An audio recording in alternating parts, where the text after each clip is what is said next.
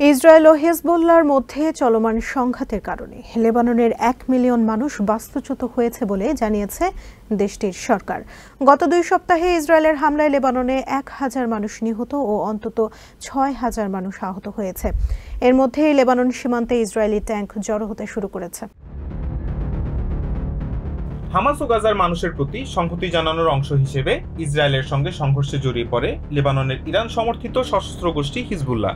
গোষ্ঠীটির সঙ্গে ইসরায়েলি বাহিনীর সংঘর্ষের কারণে বাস্তুচ্যুত হয়েছেন ১ মিলিয়নেরও বেশি লেবানিজ।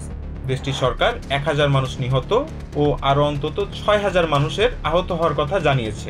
এদিকে সোমবারও বড় পরিসরে যুদ্ধ ছড়িয়ে পড়ার আশঙ্কাকে বাড়িয়ে লেবানন সীমান্তে জড়ো হচ্ছে ইসরায়েলি ট্যাঙ্কের বহর।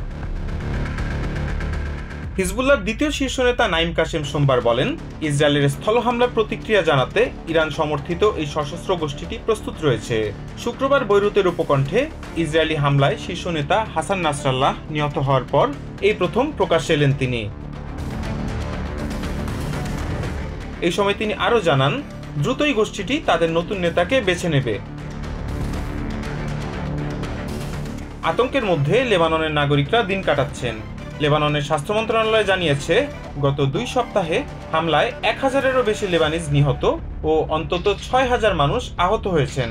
দেশটির সরকার জানিয়েছে, সংঘর্ষের মধ্যে বাস্তুচ্যুত হয়েছে ১ মিলিয়ন মানুষ। লেবাননের দক্ষিণাঞ্চল থেকে পালিয়ে যাওয়া অনেককেই সাইডন শহরের একটি পার্কিং লটে ঘুমাতে দেখা গেছে।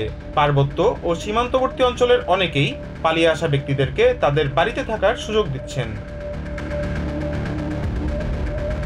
গৃহযুদ্ধে বিপর্যস্ত প্রতিবেশী সিরিয়া থেকে আগত শরণার্থীরাও লেবাননে সংঘাতপূর্ণ পরিস্থিতিতে নিরাপত্তাহীনতায় ভুগছেন। ২ সপ্তাহ ধরে চলমান অভিযানে হিজবুল্লাহর অবস্থান লক্ষ্য করে একাধিক হামলা চালিয়েছে ইসরায়েল। তাদের হামলায় নিহত হয়েছেন গোষ্ঠীটির বেশ কয়েকজন কমান্ডার। ইসরায়েল জানিয়েছে, লেবানন সীমান্তবর্তী অঞ্চলগুলোতে বাসিন্দাদের নিরাপত্তা দেয়াই তাদের প্রধান লক্ষ্য। আশিকুল মাওলা আদর, টিভিএন 24 নিউজ ডেস্ক।